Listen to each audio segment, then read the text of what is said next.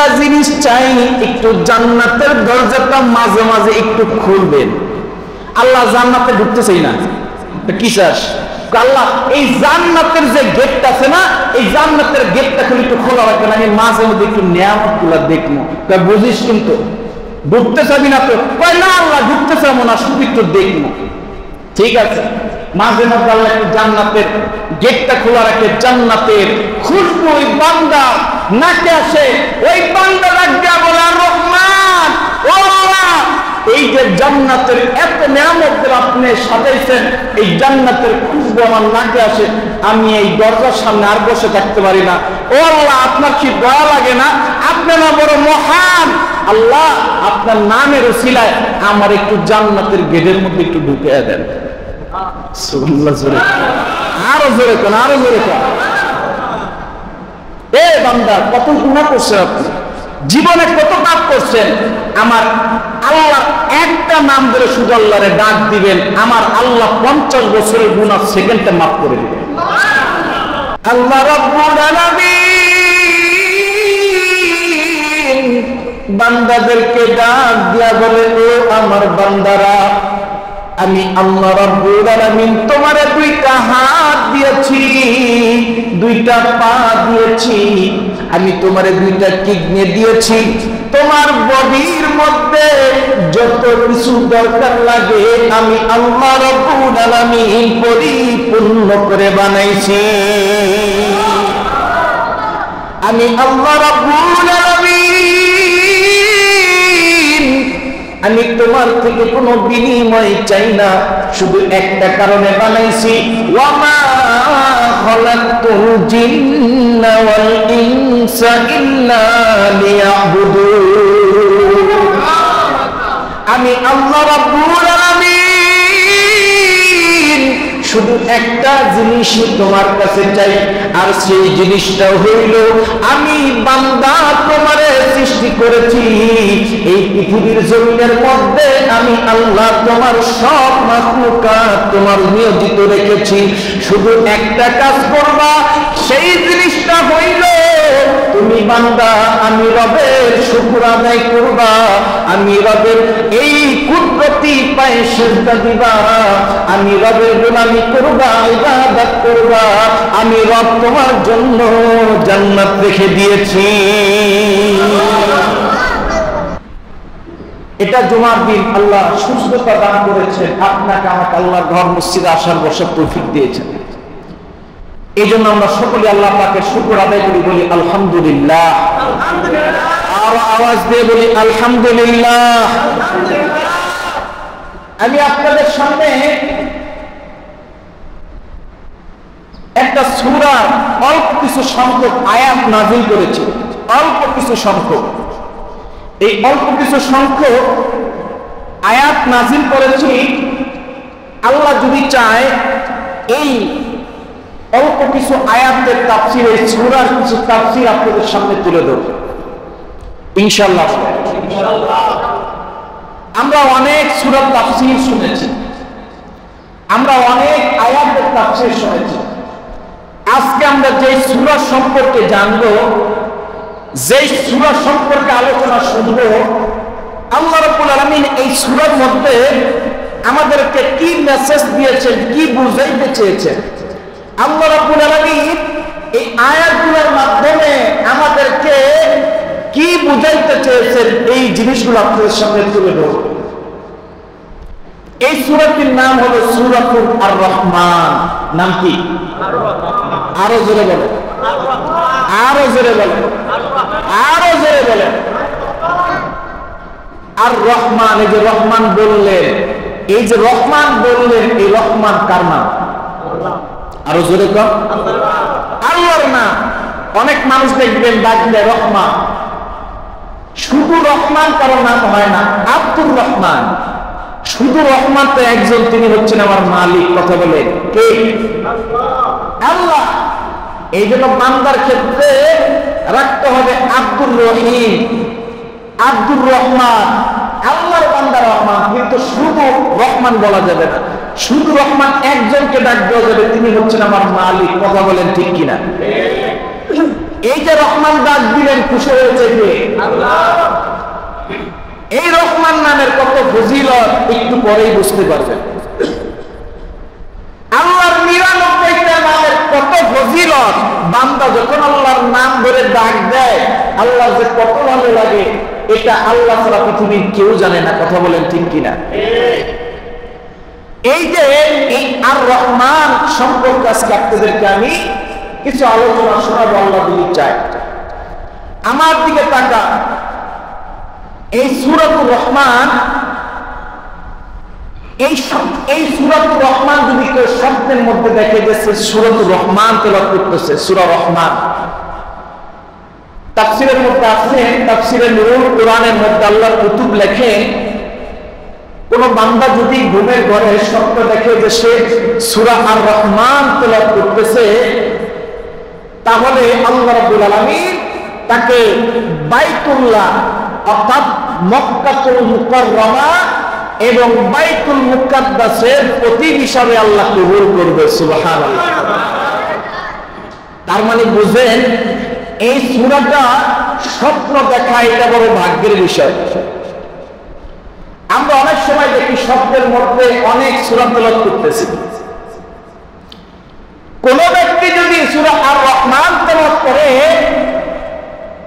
ওই ব্যক্তি মক্কাতুল মুকাররমা অথবা বাইতুল মুকাদ্দাসের প্রতিবেশী হিসাবে আল্লাহ কবুল করবে। সুবহানাল্লাহ। এই সূরা শানে নুজুল আমরা জানি।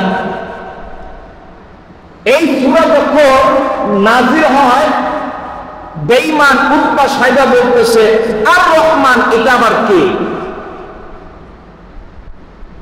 এই যে রহমান, এই রহমানটাকে, এই জন্য আল্লাহ রাব্বুল আলামিন সূরাতুর রহমান নামে সূরাটাই আল্লাহ নাযিল করে দিয়েছে। সুবহানাল্লাহ। বেঈমানরা বলতো রহমানকে, বেঈমানরা বলতো আর রহিম এটা আবার কে? এই জন্য আল্লাহ একটা সূরাই বেঈমানদের সামনে নাযিল করে দিয়েছে। আল্লাহু আকবার। আমার দিকে তাকা। এই সূরাতুল আর রহমানের ভিতরে একটা আয়াত আছে, যে আয়াতটা দেখবেন এক দুইটা আয়াতের পর পরে বারবার উচ্চারণ করতে হয়। অনেকের এখানে মুখস্থ আছে। যেমন আল্লাহ বলেন, ফাবিআইয়ি আলা'i রাব্বিকুমা তুকাযযিবান। আল্লাহ বলেন, ফাবিআইয়ি আলা'i রাব্বিকুমা তুকাযযিবান। ও বান্দা, আমার কোন কোন নিয়ামত তুমি অস্বীকার করবা? কোন কোন নিয়ামত তুমি অস্বীকার করবে? এমন কোন নিয়ামত আছে যে তুমি অস্বীকার করবা? এই পৃথিবীর জমিনে এমন কোন নিয়ামত আছে যেটা তুমি অস্বীকার করবা? পারবা না। এই জন্য আল্লাহ রাব্বুল আলামিন এই আয়াতের মধ্যে দেখবেন ফাবিআইয়ি আলা'i রাব্বিকুমা তুকাযযিবান, এই আয়াতটা 12 বার আছে। আপনাকে আমাকে আল্লাহ রাব্বুল আলামিন দুইটা চোখ দিয়েছেন, দুইটা হাত দিয়েছেন, দুইটা পা দিয়েছেন, দুইটা কিডনি দিয়েছেন। এই যে এত কিছু আল্লাহ দান করেছেন, আপনার বাবার থেকে কি একটা টাকা আল্লাহ নিয়েছেন? জোরে বলেন। আপনার মা থেকে নেয় নেই। যদি একটা কিডনি নষ্ট হয়ে যায়, দেখবেন 50 লক্ষ টাকা 1 কোটি টাকা খরচ করে একটা কিডনি লাগাইতে হয়। অথচ আল্লাহ যাকে দুইটা কিডনি, হাত, পা, চক্ষু দান করলেন, আল্লাহ রাব্বুল আলামিন আপনার থেকে কোনো টাকা নিয়েছেন? আল্লাহ যদি বলতো তাহলে দুটো চোখ দিছি, দুইটা কিডনি দিছি, হাত দিছি, লাশ দিছি, ফুসফুসি দিছি, হাত দিছি, পা দিছি, জন্মের পরে কামাই করবি আর আমার ঋণ শোধ করবি, কিয়ামত পর্যন্ত সম্ভব ছিল? আরো যেরকম সম্ভব ছিল। এই জন্য আল্লাহ রাব্বুল আলামিন বলেন, ফাবিআইয়ি আলা'i রাব্বিকুমা তুকাযযিবান।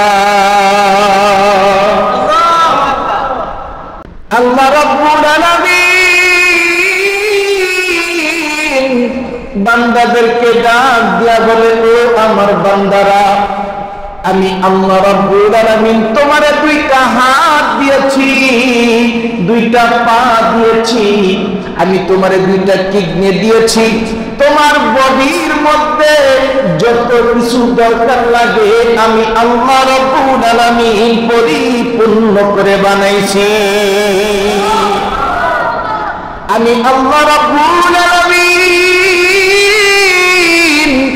আমি তোমার থেকে কোনো বিনিময় চাই না, শুধু একটা কারণে বানাইছি, ওয়ামা খালাকতুল জিন্না ওয়াল ইনসা ইল্লা লিয়াবুদুন।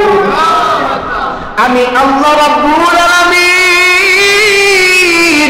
শুধু একটা জিনিস তোমার কাছে চাই, আর সেই জিনিসটা হইল আমি বান্দা তোমারে সৃষ্টি করেছি, এই পৃথিবীর জমিনের মধ্যে আমি আল্লাহ তোমার সব মাখলুকাত তোমার নিয়োজিত রেখেছি, শুধু একটা কাজ করবা, সেই জিনিসটা হইল তুমি বান্দা আমি রবের শুকর আদায় করবা, আমি রবের এই কুদরতি পায়ে সিজদা দিবা, আমি রবের গোলামি করবা, ইবাদত করবা, আমি রব তোমার জন্য জান্নাত রেখে দিয়েছি।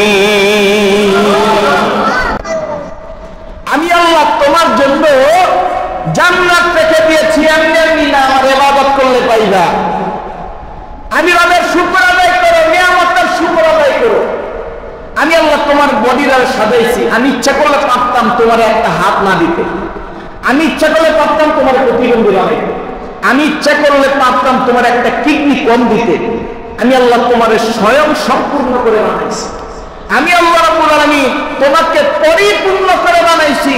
আমি আল্লাহ রাব্বুল আলামিন তোমার যেখানে যা লাগে ঠিক তেমনি ভাবে তোমার সুন্দর করে বানাইছি। এটা একমাত্র ক্রেডিট আমি আল্লাহর, পৃথিবীর কারণ। কথা বলেন ঠিক কিনা?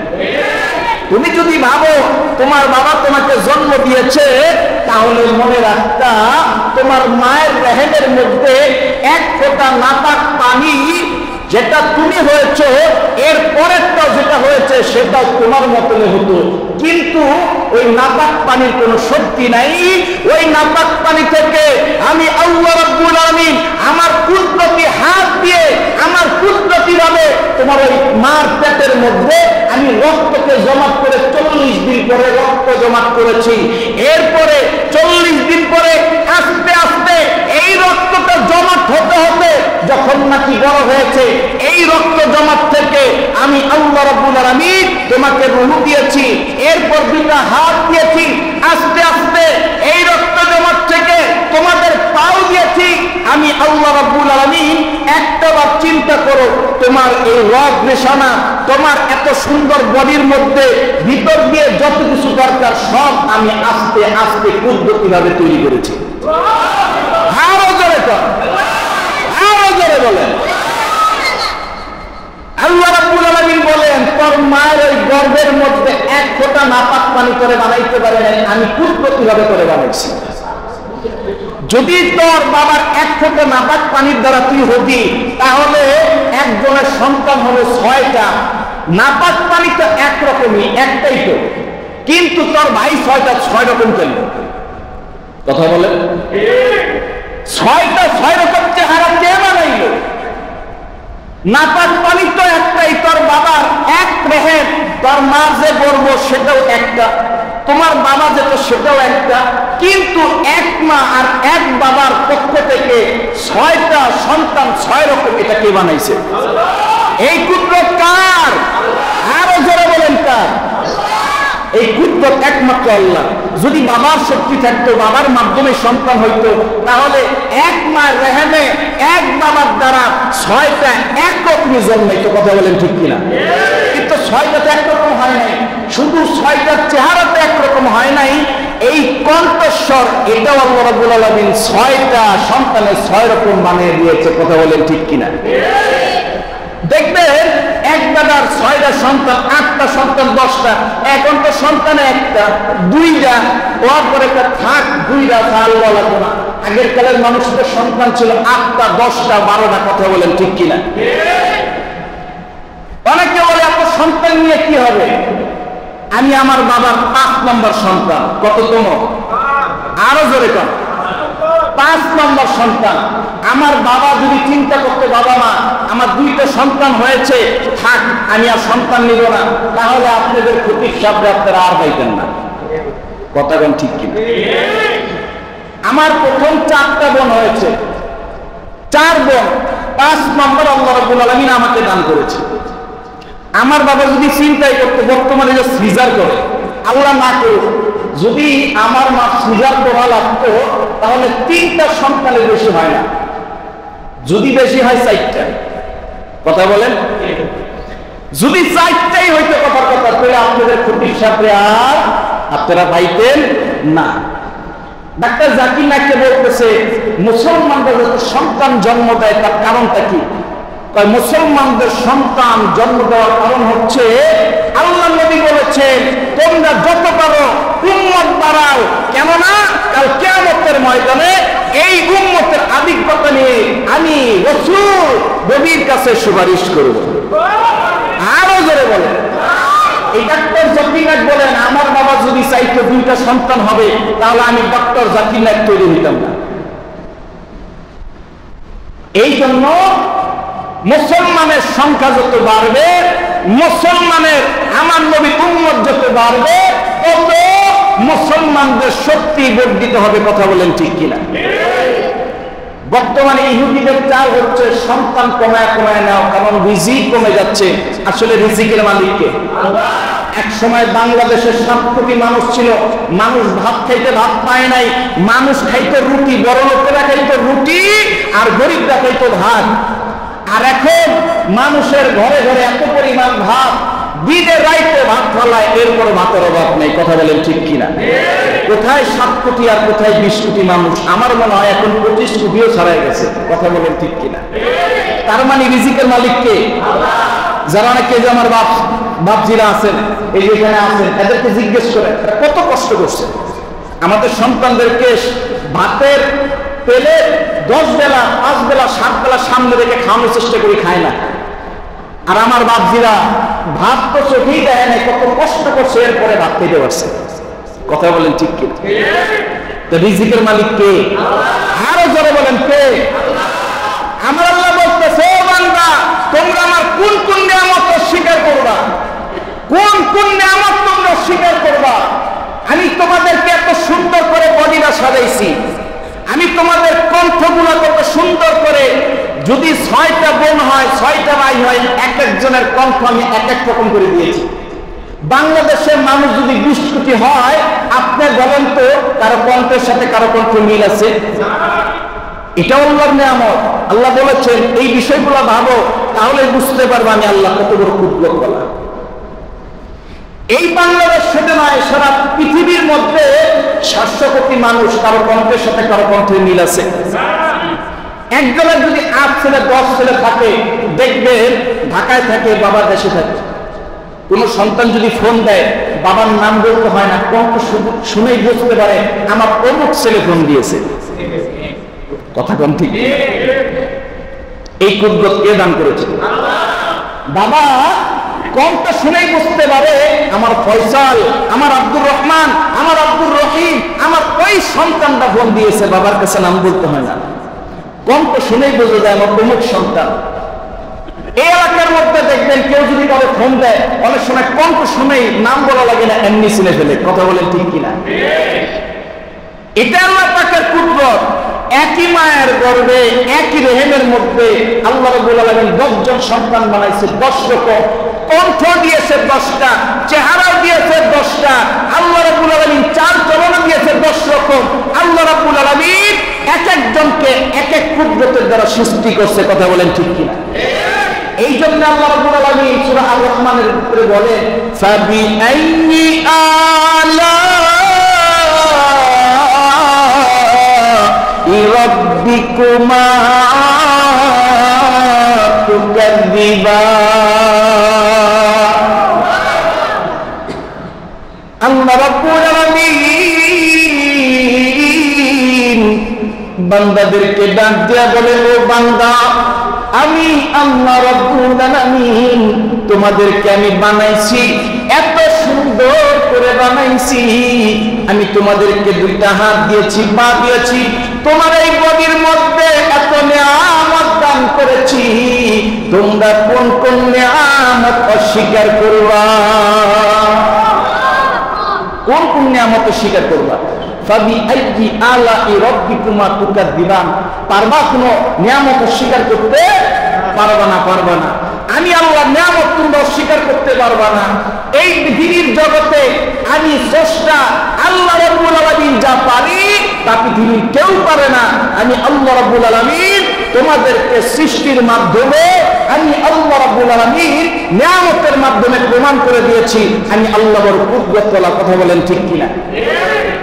এই জন্য আল্লাহ রাব্বুল আলামিন এই সূরা আর রহমান যদি কেউ বেশি বেশি তেলাওয়াত করে, এই সূরাতুল আর রহমান এটা যদি কেউ বেশি বেশি তেলাওয়াত করে, তাফসীরে নুরুল কোরআনের মধ্যে আল্লাহ কুতুব লেখেন কাল কিয়ামতের ময়দানে ওই ব্যক্তির চেহারা এতটা উজ্জ্বল হবে, পূর্ণিমার চাঁদের চাইতে তার চেহারা বেশি উজ্জ্বল হয়ে কিয়ামতের মাঠে উঠবে। আরো জোরে কর, আরো জোরে বলে। পূর্ণিমার চাঁদের চাইতে তার চেহারা আরো সুন্দর হয়ে যাবে। কিয়ামতের মাঠে ওই ব্যক্তির চেহারা এমন ভাবে ঝলমল ঝলমল করবে, মানুষগুলা তাকিয়ে থাকবে, দেখেই আমার নবী বুঝে ফেলবে এই লোকটা আর রহমান বেশি বেশি তেলাওয়াত করত। এই জন্য যতটুকু পারেন সূরাতুল আর রহমান তেলাওয়াত করবেন। এই যে আর রহমান আজকে আমরা পড়তেছি, আর রহমান জান্নাতের মধ্যে বান্দারা যখন যাবে, জান্নাতের মধ্যে আমার আল্লাহ রাব্বুল আলামিন বান্দাদেরকে কোরআন তেলাওয়াত করে শোনাইবে। সেদিন আল্লাহ রাব্বুল আলামিন আর রহমান বলবে না, আল্লাহ রাব্বুল আলামিন বান্দাদেরকে শোনাবে আনার রহমান। আমরা বলি আর রহমান, কিন্তু আল্লাহ তো আর বলবে না আর রহমান, আল্লাহ বলবে আনার রহমান। আনা মানে আমি। আরবি ব্যাকরণে আনা শব্দের অর্থ কি? আমি। তাফসীরের মধ্যে আছে আনা আনার রহমান মানে হচ্ছে আমি রহমান। আল্লাহু আকবার বলে। কিয়ামতের মাঠে আল্লাহ কোরআন তেলাওয়াত আর রহমান তেলাওয়াত করে শোনাবে। আর আনার রহমান আল্লামাল কুরআন খালাকাল ইনসান। বান্দাগুনা আল্লাহর কণ্ঠে এই সূরা রহমান তেলাওয়াত শুনে এতটাই মুগ্ধ হবে 40,000 বছর পার হয়ে যাবে। এই জন্য জান্নাতের সবথেকে বড় নিয়ামত হচ্ছে আল্লাহকে বান্দা সচক্ষে দেখবে এবং আল্লাহ বান্দাদেরকে সূরা আর রহমান তেলাওয়াত করে শোনাইবে। এই জন্য আল্লাহর কণ্ঠে আর রহমান শুনতে মনে চায়, চায় চায় চায়। এই জন্য কি করতে হবে?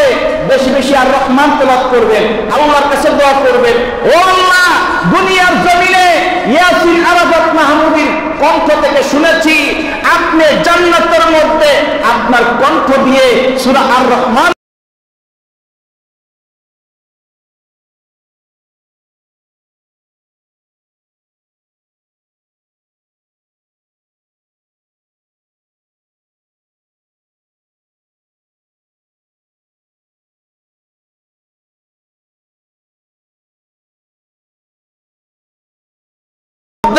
আল্লাহর কণ্ঠে আর রহমান তেলাওয়াত শোনার তৌফিক দান করুন। জোরে বলেন আমিন। আরো জোরে বলেন আমিন। যদি আল্লাহ আমাদেরকে জান্নাতের নেয়, জানি না যাবো কিনা, 100 ভিতরে 99% সম্ভব জাহান্নামে যাব। কি আমলটা করছি জান্নাত যাওয়ার? যদিও আল্লাহ নেয়, ইনশাআল্লাহ আমরা একসাথে আল্লাহর কণ্ঠে আমার রহমান শুনবো ইনশাআল্লাহ। বলেন জবান দিয়ে ইনশাআল্লাহ বলেন। এই যে ইনশাআল্লাহ বলছেন, আমিন বলছেন, এই উসিলাই তো আল্লাহ কবুল করতে পারে। কথা বলেন ঠিক কিনা? আপনি যখন আমিন বলেন, ফেরেশতারা বলে আল্লাহ আপনি তার দোয়াকে কবুল করে নেন। ফেরেশতারা দোয়া করে, এই জন্য আমিন বললেন। আমিন বললে কি হবে? ফেরেশতারা আপনার জন্য দোয়া করে, আল্লাহ ওই বান্দাটা আমিন বলছে, আপনি তার দোয়াটা কবুল করে নেন। এই জন্য আর রহমান এই একটা শব্দ যে কতটা দামি, কতটা দামি, এটা পৃথিবীর 7 আসমান আর জমিন যদি এক পাল্লায় দেওয়া হয়, আর রহমান এই শব্দটা যদি আরেক পাল্লায় দেওয়া হয়, সাত এবং আসমান এবং জমিন এই আর রহমানের তুলনায় নিচে হয়ে যাবে। আর রহমান এতটাই ভারী, সাত এবং আসমান এবং জমিনের পাল্লার চাইতে আর রহমান এর পাল্লার ওজনই ভারী হয়ে যাবে। বুখারীর মধ্যে একটা হাদিস আছে, বুখারীর শেষ হাদিস, আপনারা বাংলা খুললেও পাবেন এবং আরবি যেই বুখারী শরীফ আছে এই বুখারী শরীফের শেষ খণ্ডে একেবারে লাস্টে একটি হাদিস বর্ণনা করেছেন। এই হাদিসের মধ্যে আছে এক ব্যক্তি জাহান্নামে চলে গেছে, এই ব্যক্তি জাহান্নামে চলে যাবে। জাহান্নামে যখন যাবে এই লোকটা পড়তে পড়তে পড়তে পড়তে কালি হয়ে যাবে, ছাই হয়ে যাবে। এক পর্যায়ে এই লোকটা মনে করবে, দুনিয়ার মধ্যে শুনতাম যে আল্লাহ একজন আছে যার নাম আর রহমান। রহমান আল্লাহকে একটা ডাক দেই না রহমান বলে, দেখি না আল্লাহ আমার দিকে তাকায় কিনা। আল্লাহ আমার যুবক ভাইরা, বৃদ্ধ বাবাজিরা, এই লোকটা চিন্তা করবে জাহান্নামের মধ্যে আসছি, শত শত বছর পার হয়ে গেছে। এখন যদি আমার মালিককে ডাক দেয়া বলি আর রহমান, দেখি আমার মালিক আমার দিকে একটা নজর তাকায় কিনা। এই লোকটা যখন ডাক দিয়া বলবে মালিক আর রহমান আল্লামান কুরআন, ও মালিক আপনার নাম তো ইয়া হান্নান, আপনার নাম তো ইয়া মান্নান, আপনার নাম তো ইয়া রহিম।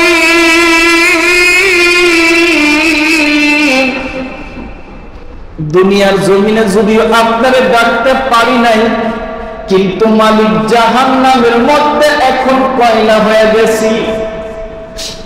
আপনার নাম তো রহিম, আপনার নাম তো হান্নান ইয়া মান্নান।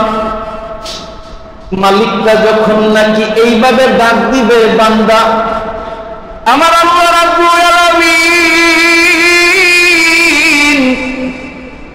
জিবরাইলকে বলবে, ও জিবরাইল আমার একটা বান্দা জাহান্নামের মধ্যে আর রহমান বলে ডাক দেয়, আমার কোন বান্দা যেন ইয়া হান্নান ইয়া মান্নান বলে ডাক দেয়। জিবরাইল তুমি একটা কাজ করো, জাহান্নামের মধ্যে গিয়ে দেখো আমার কোন বান্দা যেন আমারে ডাকে।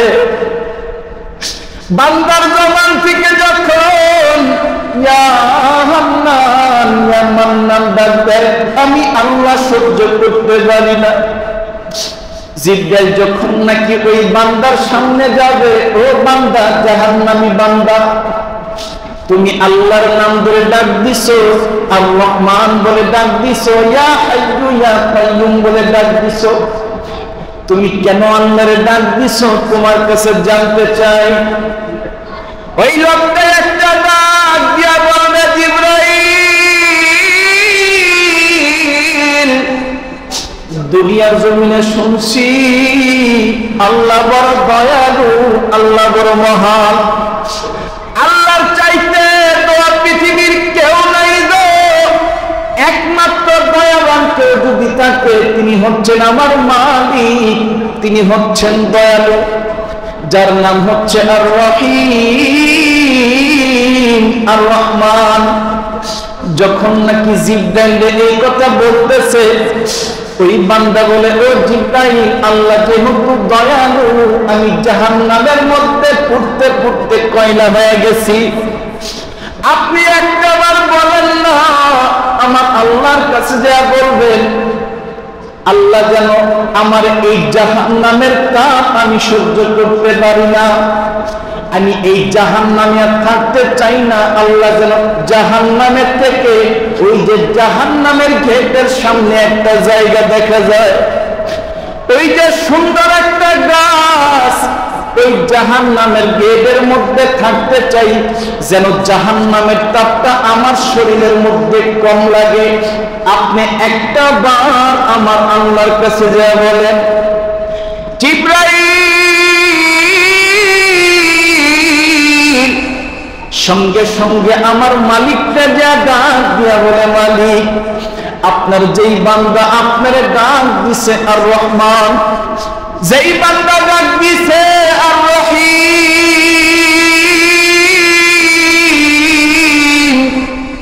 যেই বান্দা নাকি তার জবান দিয়ে আপনার ডাক দিছে ইয়া হান্নান, ওই বান্দা জাহান্নামের মধ্যে পুড়তে পুড়তে কয়লা হয়ে গেছে। তিনি একটু চাচ্ছে জাহান্নামের তাপ তিনি সহ্য করতে পারে না, একটু জাহান্নামের গেটের মধ্যে থাকতে চায়। আপনার কাছে একটা বার আরজি জানাইছে। আমার আল্লাহ জিবরাইলকে ডাক দিয়া বলে, জিবরাইল, ওই বান্দার জবান থেকে যখন আমি রবকে যখন আর রহমান বলে ডাক দিছে, আমি তো মালিক দয়ালু, আমার বান্দার এই কষ্ট আমি সহ্য করব না। এই বান্দা এতদিন পর্যন্ত জাহান্নামে ছিল, এই জাহান্নামে থেকে যখন নাকি আমি মালিককে আর রহমান বলে ডাক দিছে, আমি মালিককে যখন আর রহিম বলে ডাক দিছে, আমি মালিক তার কথা কবুল করে নিলাম। জিবরাইল, তুমি ওই ব্যক্তিকে জাহান্নাম থেকে বের করে গেটের সামনে নিয়ে যাও। জিবরাইল সঙ্গে সঙ্গে ওই ব্যক্তিকে এই গেটের সামনে নিয়ে আসছে। ওই ব্যক্তি যখন নাকি গেটের সামনে থাকতেছে, এখনো জাহান্নাম থেকে বাহির হয় নাই। বুখারী শরীফের শেষ হাদিসখানা আপনাদের সামনে আমি বর্ণনা করতেছি। আল্লাহর কুতুব লেখেন, এই জাহান্নামী যখন নাকি কিছুদিন পরে আবারও ডাক দিছে আর রহমান, ও মালিক, আমি এতদিন পর্যন্ত জাহান্নামের গেটের মধ্যে ছিলাম, ওই জাহান্নামের তাপ আমি আর সহ্য করতে পারি না। ও জমিনের মালিক,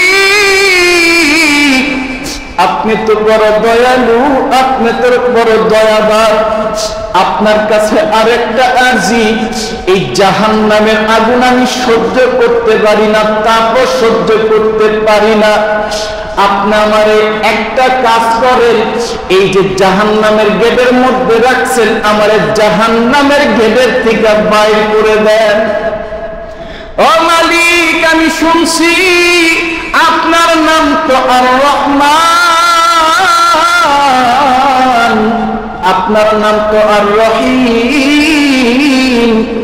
ও মালিক, আপনি বড় দয়ালু, আমার আপনি বের করে দেন। আমার আল্লাহ বলবে, ও বান্দা, তুই যখন আমার নাম ধরে ডাক দিছস আর রহমান আর রহিম, ইয়া হান্নান ইয়া মান্নান বলে ডাক দিছস, আমি আল্লাহ রাব্বুল আলামিন তোরে জাহান্নামের গেট থেকে বাইর করে দিলাম। আরো জোরে কর। ওই লোকটা কিছুদিন পরে বাজার অবস্থান করতে থাকবে, কিছুদিন পরে আবার আল্লাহরে ডাক দিয়া বলবে আর রহমান। আল্লাহ জোরে কর। দেখেন আর রহমানের কত ফজিলত, আমার আল্লাহ একটা নামের কত ওজন। এই একটা নামের কারণে একটা জাহান্নামী ব্যক্তিকেও আল্লাহ জান্নাতে দিয়ে দিবে। আল্লাহু আকবার জোরে বলেন। 7 তবক আসমান 7 তবক জমিন এক পাল্লায় দিলেও আর রহমান আরেক পাল্লায় দিলে আর রহমানের পাল্লা ওজন ভারী হয়ে যাবে।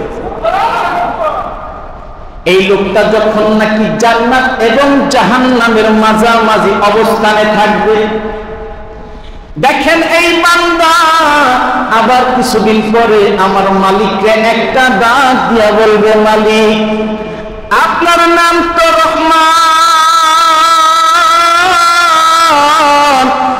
আপনার নাম তো রহিম, আপনার নাম তো ইয়া হান্নান ইয়া মান্নান। ও মালিক, আমি জাহান্নাম এবং জান্নাতের মাঝামাঝি অবস্থান আমারে নিয়ে আসছেন। আপনার কাছে একটা দরখাস্ত, কি দরখাস্ত? তুই সর্বপ্রথম জাহান্নামে ছিলি, আমি আল্লাহরে ডাক দিছস, আমি আল্লাহ দয়া লাগছে, মায়া লাগছে, আর রহমান বলে ডাক দিছস, আমি আল্লাহ তোরে জাহান্নাম থেকে জাহান্নামের গেটের সামনে না রাখছি। এরপরে তুই যখন নাকি আবার আমারে ডাক দিছস, আমি তোর কথা ফলাইতে পারি নাই, আমি তোরে জাহান্নামের গেট থেকে বাইর করেছি, এখন আবার কি চাবি?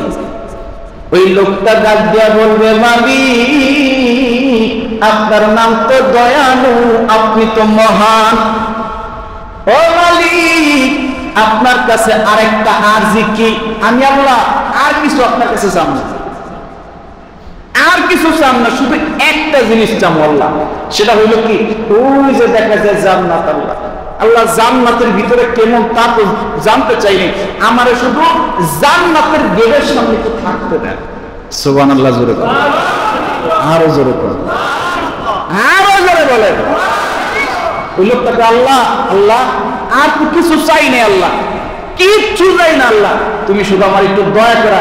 ও রহমান রহিম, আল্লাহ তুমি বড় দয়ালু, আল্লাহ তুমি বড় মহান। এ জিবরাইল কি কয় বান্দা? আল্লাহ আপনার বান্দা চায় ওই যে জান্নাত, জান্নাতের গেটের সামনে থাকবো। বুঝিস কিন্তু? আল্লাহ বুঝছি, জান্নাতের গেটের মধ্যে থাকতে চান, আর জান্নাত থেকে এখান থেকে আল্লাহ মন আল্লাহ আমার একটু জান্নাতের গেটের সামনে থাকতে দেয়। এই লোকটার যখন নাকি আল্লাহর হুকুমে জান্নাতের গেটের সামনে রাখবে, আবারও কিছুদিন যখন পার হয়ে যাবে, এই বান্দা আবারও ডাক দিবে, আমার রহমান ইয়া মান্নান ইয়া মান্নান ইয়া গফফার ইয়া রহিম। আল্লাহর নাম ধরে ডাক দিয়ে বলবে, মালিক আমার এই জান্নাতের গেটের মধ্যে রাখছে, অনেক দিন তো হয়ে গেছে, শুধু একটা নজর দেখতে মনে চাই জান্নাতের মধ্যে আপনি কোন কোন নিয়ামত দ্বারা সাজাইছেন। এই জাহান্নামের মধ্যে যখন ছিলাম, এই জাহান্নামের আগুন সহ্য করতে পারি নাই, এই জাহান্নামের আগুনে পুরানোর পরে এই জায়গায় যখন আনছেন, ও মালিক আপনার কাছে একটা জিনিস চাই, একটু জান্নাতের দরজাটা মাঝে মাঝে একটু খুলবেন। আল্লাহ জান্নাতে ঢুকতে চাই না, কি চাস? আল্লাহ এই জান্নাতের যে গেটটা আছে না, এই জান্নাতের গেটটা খুলে একটু খোলা রাখবেন, আমি মাঝে মধ্যে একটু নিয়ামত গুলা দেখবো। বুঝিস কিন্তু? ঢুকতে চাবি না তো? না আল্লাহ ঢুকতে চাবো না, শুধু একটু দেখবো। ঠিক আছে, মাঝে মধ্যে আল্লাহ একটু জান্নাতের গেটটা খোলা রাখে, জান্নাতের খুশবু ওই বান্দা নাকে আসে, ওই বান্দা রাখবে বলে, রহমান ও আল্লাহ এই যে জান্নাতের এত নিয়ামত আপনি সাজাইছেন, এই জান্নাতের খুশবু আমার নাকে আসে, আমি এই দরজার সামনে আর বসে থাকতে পারি না। ও আল্লাহ আপনার কি দয়া লাগে না? আপনি না বড় মহান, আল্লাহ আপনার নামের উসিলায় আমার একটু জান্নাতের গেটের মধ্যে একটু ঢুকে দেন। সুবহানাল্লাহ, জোরে আরো জোরে কোন, আরো জোরে কোন। এ বান্দা কত গুনাহ করছেন আপনি, জীবনে কত পাপ করছেন, আমার আল্লাহ একটা নাম ধরে শুধু আল্লাহরে ডাক দিবেন, আমার আল্লাহ 50 বছরের গুনাহ সেকেন্ডে মাফ করে দিবেন। যদি আপনার আমল নামায় শিরক না থাকে, শিরক আল্লাহ আপনাকে মাফ করে দিবে। যখন নাকি এই বান্দা জান্নাতের গেটের মধ্যে ঢুকবে, আল্লাহ রাব্বুল আলামিন হেসে দিবে, বান্দারে তুই জাহান্নামে ছিলি, কিন্তু আমি আল্লাহর নাম ধরে ডাক দিছিলি, আমি আল্লাহ রাব্বুল আলামিন তোরে জান্নাতে নিয়ে আসছি, এবং এই জান্নাতে নিয়ে আসছি একটা মাত্র কারণ, তুই শুধু আমার নাম আর রহমান আল ইয়া মান্নান ইয়া হান্নান বলে ডাক দিছিস। আরো জোরে বলে।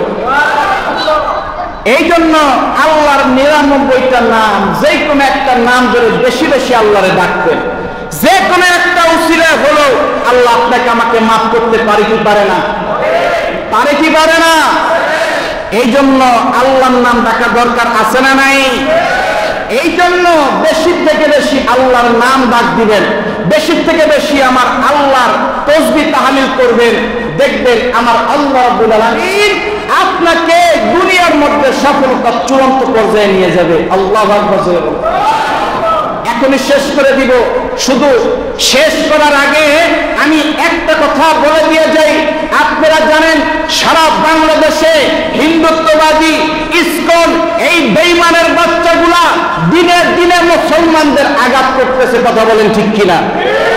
আমি শুধু নামাজে দাঁড়ানোর আগে মুসলমানদেরকে হুঁশিয়ার করে দিতে চাই, ও মুসলমানের সন্তান, এই বাংলাদেশ 90% মুসলমানের দেশ, এই বাংলাদেশ ওলামায়ে কেরামের দেশ, এই বাংলাদেশ মসজিদ ওয়ালাদের দেশ, এই বাংলাদেশ মাদ্রাসার দেশ। কথা বলেন ঠিক কিনা?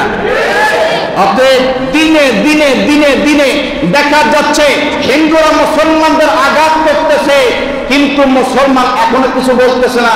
তবে দেওয়ালে পিঠ থেকে গেছে, এখন আর বসে থাকার সময় নেই। ইসকন যেইভাবে মাথা চাড়া দিয়েছে, এখনো যদি দমন করতে না পারা যায়, এই বেঈমানগুলা মুসলমানদের ঈমান আকীদা নষ্ট করে ছাড়বে। কথা বলেন ঠিক কিনা? আপনারা জানেন গতকালকের একটা ঘটনা আমি 1-2 মিনিটে বলে শেষ করে দিব। শুধু সাবধান করে দেওয়ার জন্য আপনাদের সামনে আমি বলতে চাই, গতকালকে এই যে টঙ্গীর একজন আলেমকে তারা গুম করেছে, শেষ পর্যন্ত পঞ্চগড়ে তাকে পাওয়া গিয়েছে। কথা বলেন ঠিক কিনা? গত বছর আপনারা জানেন ইসকনের এই সদস্য আমাদের মুসলমান একজন আইনজীবীকে হত্যা করেছে, তার বিচার হয় নাই। এরপরে কয়েকদিন আগে হিন্দু আমাদের কোরআনকে অবমাননা করেছে, পায়ের নিচে দিয়েছে।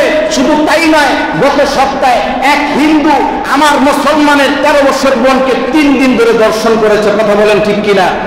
শুধু তাই নয়, এরপরে ইসকন এই মুসলমানদের একজন ইমামকে গুম করার জন্য নিয়ে গিয়েছিল, কিন্তু পারে নাই। এখনো যদি মুসলমান সজাগ না হয়, মনে রাখেন এই 90% মুসলমানদের জমিনে মুসলমানদের হুমকি স্বরূপ হয়ে দাঁড়াবে। কথা বলেন ঠিক কিনা? এই জন্য এই গোলখালির পক্ষ থেকে একটাই আওয়াজ উঠুক, ইসকনকে নিষিদ্ধ চাই। এই বাংলার জমিন থেকে ইসকন সংগঠনকে, উগ্রবাদী সংগঠনকে নিষিদ্ধ করতে হবে। কথা বলেন ঠিক কিনা?